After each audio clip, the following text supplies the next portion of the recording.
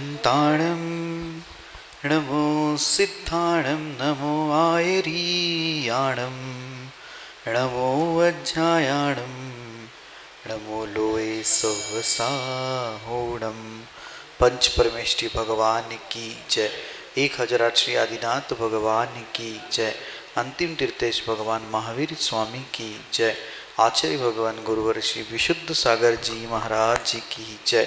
मुनि श्री सुप्रभ सागर जी महाराज जी की जय। मुनि श्री प्रणत सागर जी महाराज जी की जय। जय जिन बंधुओं, हम सब यहाँ उपस्थित है लोकप्रिय कार्यक्रम सम्यक समाधान के लिए।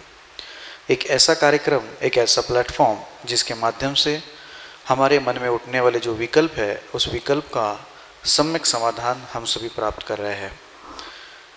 इस खोटे पंचम काल में भी हम वह सौभाग्यशाली है कि साक्षात पंचम परमेष्ठी साधु परमेष्ठी के मुखारविंद से हमारे मन में उठने वाले जो विकल्प है, जो शंकाएं हैं, जिज्ञासाएं हैं, जो क्वेश्चंस है, उनका सम्यक समाधान हम सभी को प्राप्त हो रहा है। जैसे आने वाले भी दिनों में हम मनोरमा कॉलोनी का पंचकल्याणक देखेंगे और उस पंचकल्याणक में गंधर्व परमेष्ठी के रूप में मुनि श्री सुप्रभ सागर जी महाराज जी अपने ओजस्वी वाणी से सम्मोशरण से हमारे विकल्पों का समाधान करेंगे। यह सौभाग्य हमें प्रतिदिन यहाँ इस प्रांगण से प्राप्त हो रहा है कि हम प्रतिदिन मुनिषि के वाणी से अपने विकल्पों का सम्यक समाधान प्राप्त कर रहे हैं। शुरू करते हैं आज के इस कार्यक्रम को मुनिषि के चरणों में कोटिशा नमोस्तु करते हुए मैं मुनिषि प्रणत सागर जी महाराज से यह निवेदन करता हूँ, हे स्वामी आज के कार्यक्रम को गति प्रदान करें। नमोस्तु नमोस्तु नमोस्तु। नमो अरिहन्ताणं नमो सिद्धाणं नमो आयरीयाणं नमो वज्रायाणं नमो लोए सवसाहोणं।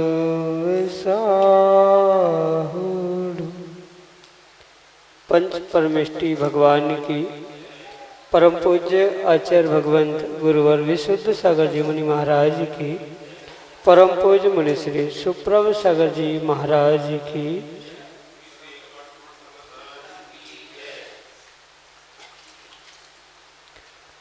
समीचीन विकल्पों का सम्यक समाधान। सम्यक ज्ञान की वह अलौकिक विधा जो हमारे जीवन को सम्यक रूपी दीप से आलोकित करते हुए और हमें अंतिम लक्ष्य उस आत्म सुख को प्राप्त कराने वाली है, क्योंकि निराकुलता आत्म सुख के बिना ही संभव नहीं और उस निराकुलता की प्राप्ति का वह एकमात्र कार्यकारी उपाय समीचीन विकल्पों का सम्यक समाधान, जो कि हम सभी प्रतिदिन आगम के परिप्रेक्ष्य में परम पूज्य आचार्य भगवंत गुरुवर विशुद्ध सागर जी महाराज के मंगल सुभाषित से उन्हीं के सुयोग से परम पूज्य मुनि श्री सुप्रभ सागर जी महाराज के मुखारबिंद से प्राप्त कर रहे हैं। देश के विभिन्न प्रांतों से अनेक समीचीन विकल्प हमें यहाँ प्रतिदिन प्राप्त होते हैं और परम पूज्य मुनि श्री उनका हम सबको सम्यक समाधान प्रदान करते हैं। प्रारंभ करते हैं आज का सम्यक समाधान और आज के पहले विकल्प के लिए जतारा मध्य प्रदेश से हरिश्चंद्र जैन परम पूज्य मनीश्री के श्री चरणों में बारंबार नमोस्तु निवेदित करते हुए अपना समीचीन विकल्प रख रहे हैं कि महाराज जी, ऐसा आता है कि मुनिव्रत धार अनंत बार ग्रीविक उपजायो पर निज आत्मज्ञान बिना सुखलेश न पायो। तो वह मुनि निरतिचार 28 मूल गुणों का पालन करता है, फिर क्या आत्मज्ञान नहीं है कि मोक्ष, इसलिए मोक्ष नहीं पा पाता? हमारे समीचीन विकल्प का सम्यक समाधान करने की अनुकंपा करें। नमोस्तु महाराज जी, नमोस्तु। ओम नमः सिद्धम। परम पूज्य आचार्य भगवान गुरुवर विशुद्ध सागर जी महाराज की, परम पूज्य मुनि श्री सुप्रभ सागर जी महाराज की, मुनिव्रत धार अनंत बार गृहवे तक उपजा। यह जो कवि ने लिखा है ये परम सत्य है, पर यहाँ पर जो कवि का अभिप्राय है, पंडित का अभिप्राय है, उन अभिप्रायों को समझने की आवश्यकता है। वहाँ किसी भी प्रकार से ये नहीं लिखा है कि मुनि बनकर अनंत संसार में घूमा है या ग्रहवेग तक पहुंचकर पुनः नीचे आया। वहाँ जो शब्दों का प्रयोग किया है, मुनि व्रतधार, यानी मात्र द्रव्य से जिन्होंने मुनि व्रत को धारण किया है, मुनि भेष को धारण मात्र किया है, उनके विषय में उन्होंने कहा है कि वे ग्रहवेग तक पहुंचकर पुनः संसार में ही घूमते रहे। वहाँ किसी भी प्रकार का ये अभिप्राय नहीं है कि मुनि बनकर, या वहाँ भावलिंगी मुनि का व्याख्यान नहीं है, अपितु जो मात्र द्रव्यलिंगी मुनिराज है, यानी कि जो सम्यक दर्शन के अभाव में जो अपने उस रत्नत्रय का पालन करने का प्रयास कर रहा है, 28 मूल गुणों को धारण करते हुए दिगंबर भेष के साथ तपस्या कर रहा है, ऐसा जो मिथ्यात्व के निमित्त से उस दिगंबर भेष को प्राप्त करने वाला जो निर्ग्रंथ मुनि कहा जाता है, जिसे सामान्य भाषा में द्रव्यलिंगी कहा जाता है, ऐसे उस द्रव्यलिंगी के निमित्त से ही यह व्याख्यान प्राप्त होता है कि मुनि व्रतधार, मुनि बनकर यहाँ शब्द का प्रयोग नहीं किया, मात्र मुनि के व्रतों को तो धारण किया, और मुनि के व्रतों को धारण करने के बाद भी कहीं न कहीं उसके पास श्रद्धा की कमी थी। चाहे तत्वों का श्रद्धान हो, चाहे आत्मा के बोध रूप आत्मा का श्रद्धान हो, कहीं न कहीं वहाँ श्रद्धान की कमी होने के कारण से ही वह मिथ्यात्व के साथ जीने के निमित्त से ही इस संसार में घूमने के लिए ही निमित्तों को इकट्ठा करते हुए ग्रहवेग तक पहुँचता है, पुनः आता है, पुनः कई बार उस धर्म परिणाम परिणति को भी प्राप्त करता है।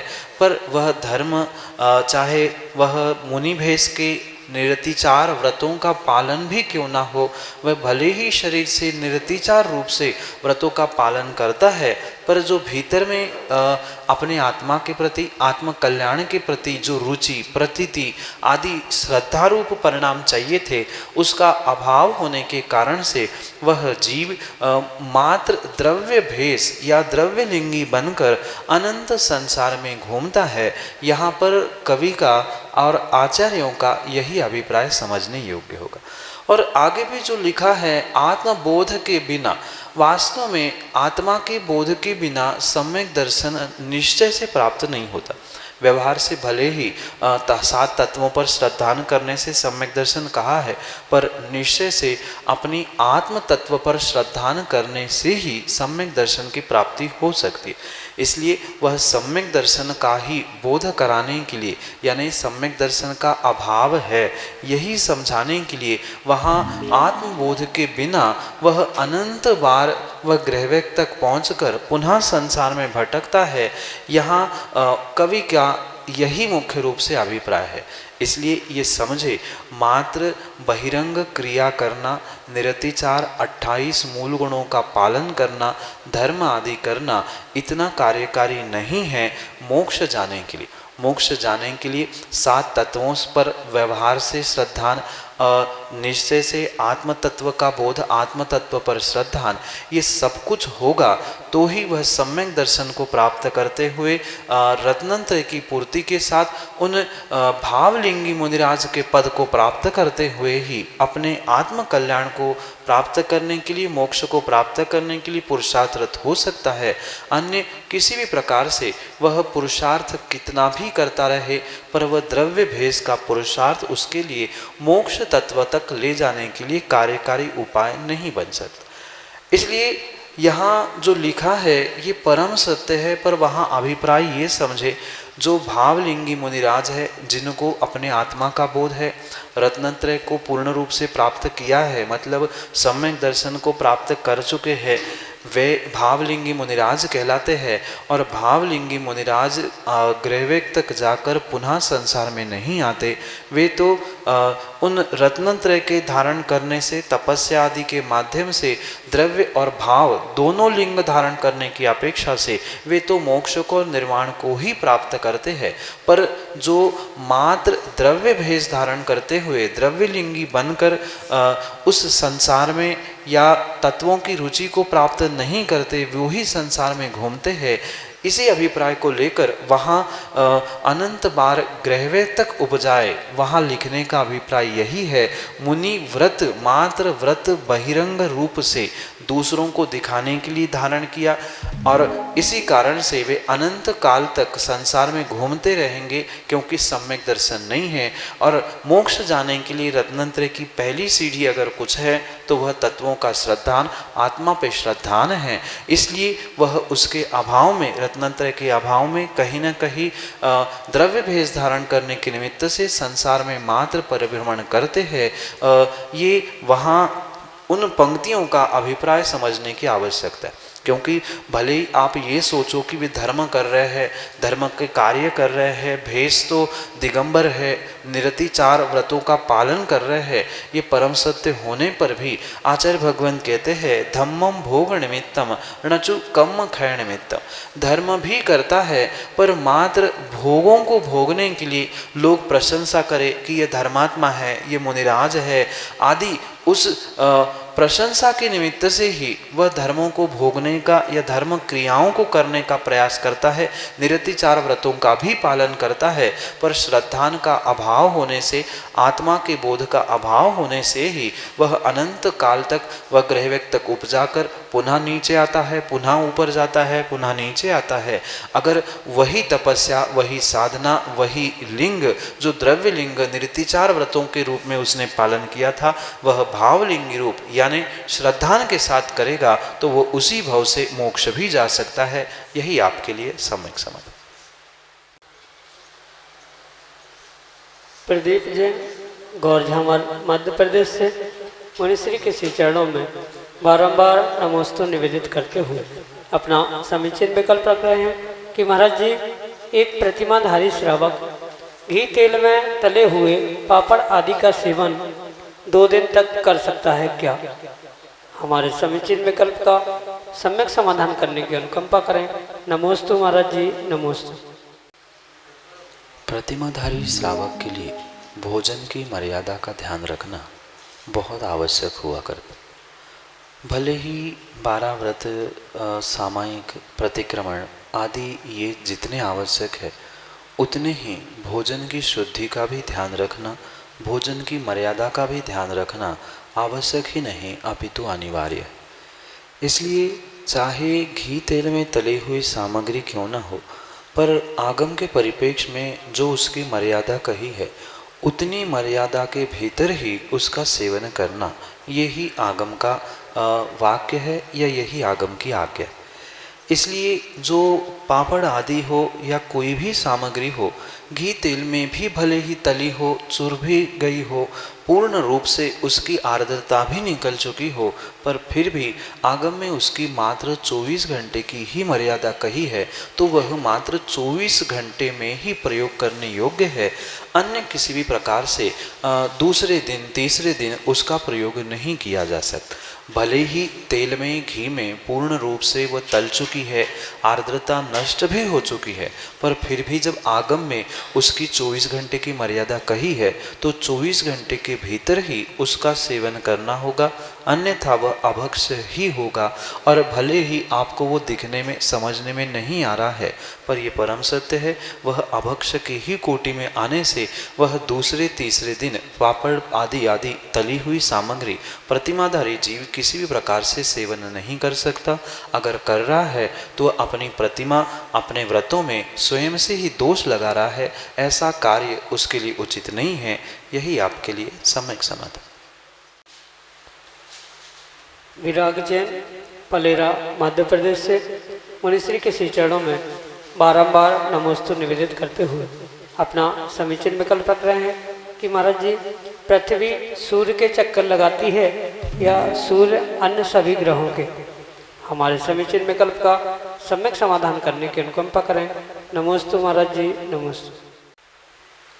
भौतिक विज्ञान और वीतराग विज्ञान, इन दोनों में बहुत अंतर है।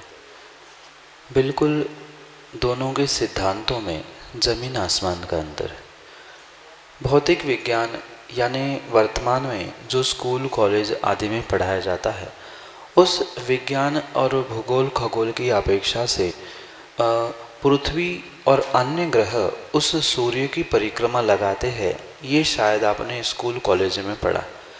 पर हमारे वीतराग विज्ञान और आगम के परिप्रेक्ष्य में ऐसा सिद्धांत नहीं है, अपितु हमारी पृथ्वी स्थिर है और उस पृथ्वी के ही सूर्य ग्रह नक्षत्र तारे आदि परिक्रमा लगा रहे हैं, ऐसा सिद्धांत हमारे वीतराग विज्ञान की अपेक्षा से। इसलिए ये तो सबसे पहले हमें श्रद्धा और आज्ञा सम्यक का पालन करते हुए ये मानना होगा कि जो आगम में हमारे पूर्वाचार्यों ने वीतराग विज्ञान में लिखा है, कहा है, वही परम सत्य है।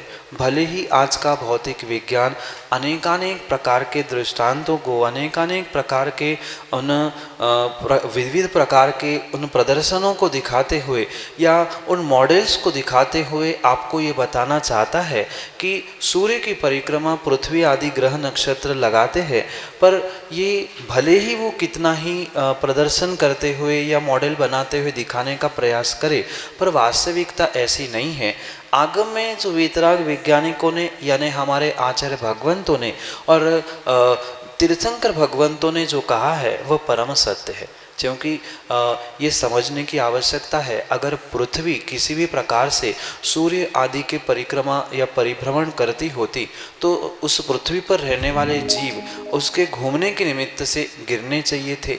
और उसके लिए जो वैज्ञानिकों ने ये ग्रेविटी का सिद्धांत बताया, तो ग्रेविटी का सिद्धांत है तो सभी इंसानों को एक जगह पे चिपक के ही रहना चाहिए, फिर वो पैर कैसे उठा पा रहा है आदि अनेक सिद्धांतों के द्वारा हमारे पूर्वाचार्यों ने इस भौतिक विज्ञान का भी खंडन कर दिया है। इसलिए आगम पर श्रद्धा करते हुए आगम के प्रमाणों से ही हमें ये बात परम सत्य समझनी होगी कि ये जो परिभ्रमण का सिद्धांत है, पृथ्वी के परिभ्रमण का, ये वास्तव में नहीं है। ये तो कुछ वर्ष पहले ही आर्यभट्ट जैसे वैज्ञानिकों ने इसका सिद्धांत सबके सामने रखा और उसको ही पुष्ट करने के लिए एक झूठ के लिए अनेक झूठ, अनेक झूठ के लिए अनेक झूठ, इस प्रकार के अनेक मनगढ़ंत सिद्धांत बनाए गए, जिसका आगम में किसी भी प्रकार से प्रमाण प्राप्त नहीं होता।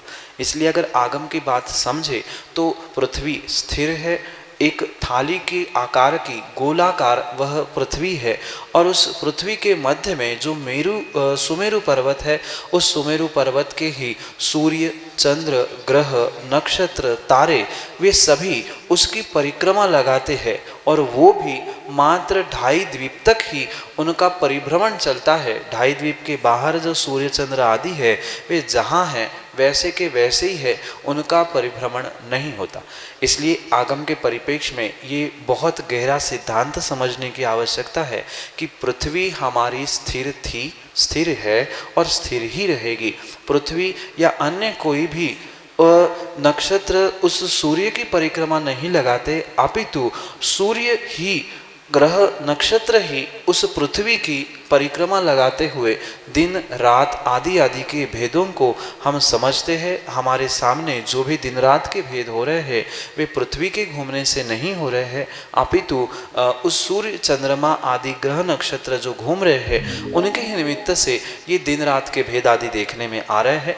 भले ही हमें किसी भौतिक मॉडल के द्वारा या किसी अन्य प्रकार से उसे हम समझ नहीं पा रहे हैं, पर श्रद्धा से उसे समझने की आवश्यकता है। वर्तमान में कुछ जीव इस पे प्रयोग करते हुए सॉफ्टवेयर आदि के द्वारा कुछ ऐसे मॉडल्स जो वीतराग विज्ञान में हमारे तीर्थंकरों ने आचार्य भगवंतों ने बताया है उसको डेवलप करने का प्रयास कर रहे हैं। कुछ ही दिनों में आप वो भी आपके सामने देखोगे कि स्थिर पृथ्वी कैसी है, सूर्य चंद्रमा उसका परिभ्रमण कैसे करते हैं आदि एक नहीं अनेक सिद्धांत जो आगम के करणानियोग आदि ग्रंथों में लिखे हैं उसे समझकर उस पर श्रद्धा करते हुए यही निर्णय करना होगा कि पृथ्वी किसी की भी चक्कर नहीं लगाती, पृथ्वी के ही चक्र चक्कर सूर्य चंद्रमा आदि लगाते हैं वो भी पूर्ण पृथ्वी के नहीं, अपितु 2.5 द्वीप में ही जितने सूर्य चंद्रमा आदि है वे ही परिभ्रमण करते हैं।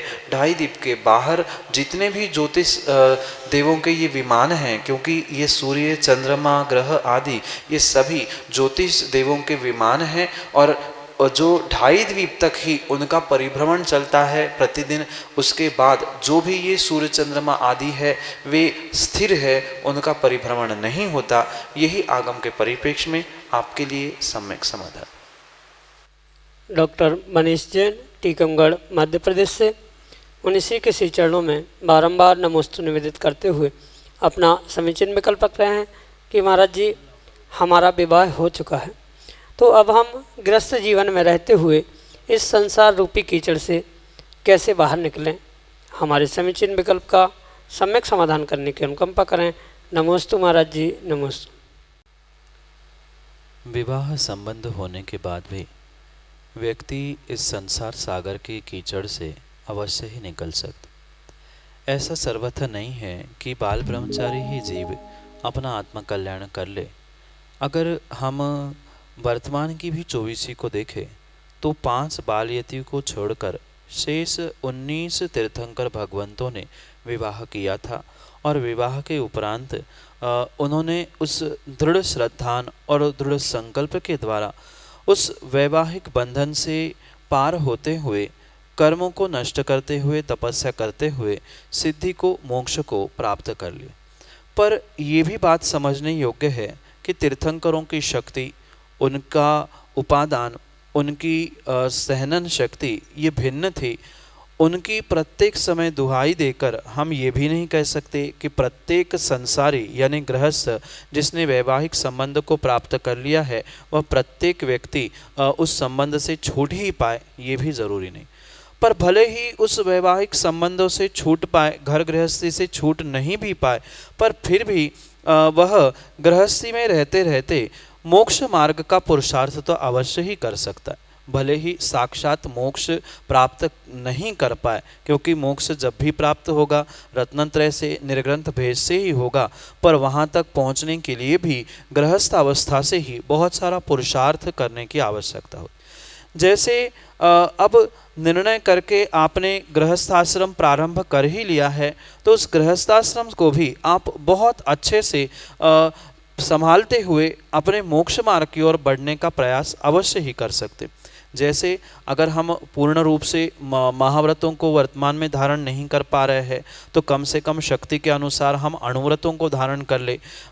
जो 12 अणुव्रत कहे गए हैं उनको नहीं ग्रहण कर पा रहे हैं तो सामान्य रूप से 5 अणुव्रत कहे उनको ग्रहण किया जा सकता है।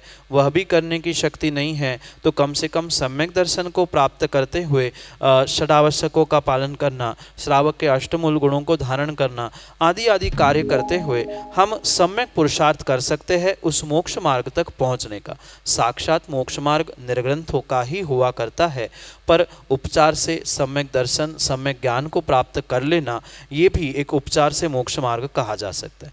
इसलिए क्रम क्रम से सम्यक दर्शन, सम्यक ज्ञान और फिर कभी अगली पर्याय में या इसी पर्याय में अंतिम समय में पुनः सम्यक चारित्र, इन रत्नत्रय को प्राप्त करते हुए आप मोक्ष मार्ग पर चल सकते हो।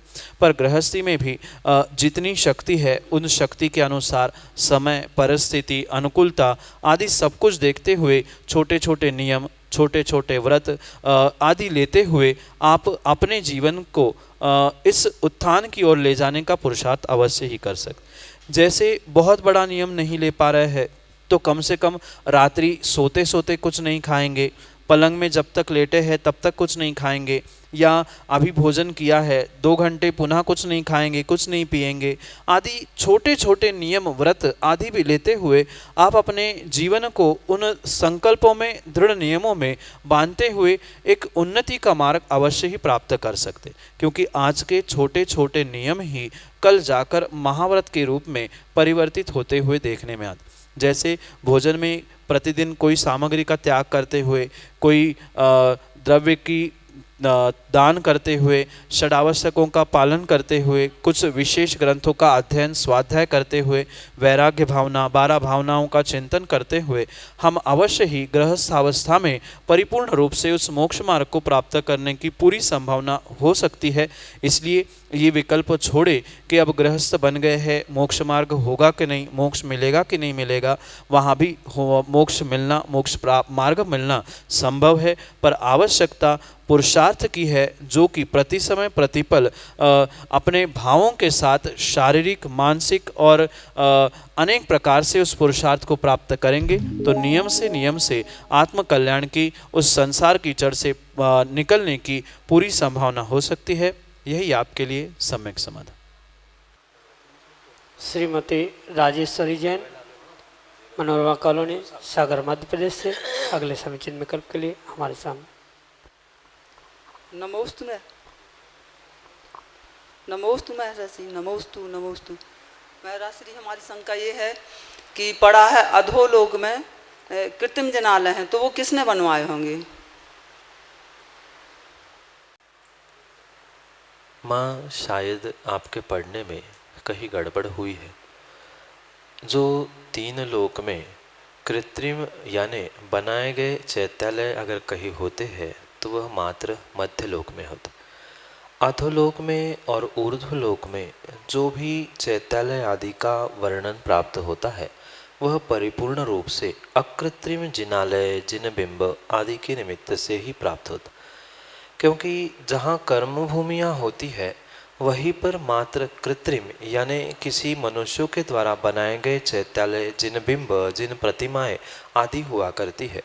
अधोलोक में कोई मनुष्य कर्मभूमि का नहीं पहुंच सकता, ऊर्ध्वलोक में कोई कर्मभूमि का मनुष्य नहीं पहुंच सकता, इसलिए वहाँ किसी भी प्रकार से कृत्रिम जिनबिंब, जिन चैत्यालय होते ही नहीं है। अधोलोक में जितने भी चैत्यालय है, चाहे ऊर्ध्वलोक में है, वे प्रत्येक चैत्यालय, जिन बिंब, जिन प्रतिमाएं परिपूर्ण रूप से अकृत्रिम है। अकृत्रिम का अर्थ होता है किसी के द्वारा भी नहीं बनाई गई है। इसलिए अधोलोक में जब कृत्रिम प्रतिमा, जिन बिंब, जिन चैत्यालय है ही नहीं है तो उनकी संख्या भी हो नहीं सकती। इसलिए ये अवश्य समझे, जो भी अधोलोक, ऊर्ध्वलोक और मध्यलोक में भी प्रतिमाओं का वर्णन आगम ग्रंथों में, जिन चैत्यालयों की संख्या आगम ग्रंथों में प्राप्त होती है वह मात्र अकृत्रिम जिनाबिंबों की, जिन चैत्यालयों की है। मध्यलोक में भी जो कृत्रिम जिनबिंब, जिन चैत्यालय आदि है उनकी संख्या निर्धारित नहीं है, वो कम ज़्यादा होते रहते हैं क्योंकि बनाए जाते हैं, नष्ट होते हैं। अकृत्रिम जिन चैत्यालय, जिनबिंब ऐसे होते हैं जो अनादि अनंत होते हैं, यानी न बनाए जाते हैं न मिटते हैं, इसलिए उनकी संख्या निर्धारित है। पर अधोलोक और ऊर्ध्वलोक में जो जिन बिंब, जिन चैत्यालय आदि है, जिन मंदिर आदि है, वे पूर्ण रूप से अकृत्रिम है, कृत्रिम है ही नहीं। यही आपके लिए सम्यक समाधान। जय जन बंधु, हम सभी लाभ ले रहे थे लोकप्रिय कार्यक्रम सम्यक समाधान का।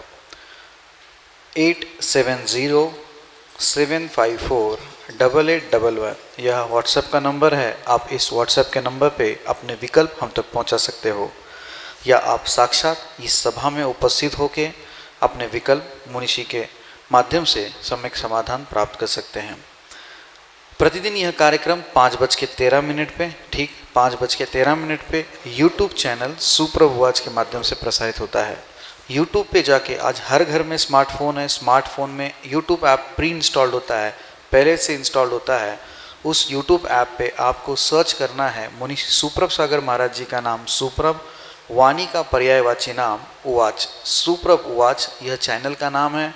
आप सभी लोग सब्सक्राइब करें, शेयर करें एवं अन्य लोगों तक यह जानकारी पहुंचाएं ताकि अन्य लोग भी इस कार्यक्रम के माध्यम से अपने मन में उठने वाले विकल्पों का सम्यक समाधान प्राप्त कर सके। प्रतिदिन शाम को 7:40 पे जिनवाणी टीवी के माध्यम से मुनिषी के प्रवचन प्रसारित होते हैं और आप घर बैठे मुनिषी के प्रवचन का लाभ लेते हुए रत्नमाला इस ग्रंथ का स्वाध्याय भी कर सकते हैं। ठीक शाम को 7:40 पे जिनवाणी टीवी के माध्यम से। प्रतिदिन 2:20 पे नया satellite TV channel Adinath TV channel के माध्यम से भी मुनिषी के प्रवचन आते हैं। आप घर बैठे उस कार्यक्रम का या दोपहर के अपराह्निक स्वाध्याय के लिए मुनिषी के प्रवचन ठीक 2:20 पे आदिनाथ चैनल के माध्यम से देख सकते हैं। आज के लिए इतना ही। मुनिषि के चरणों में कोटिशा नमोस्तु करते हुए आज के इस लोकप्रिय कार्यक्रम सम्यक समाधान को यहीं पे विराम देते हैं। नमोस्तु नमोस्तु नमोस्तु महाराज।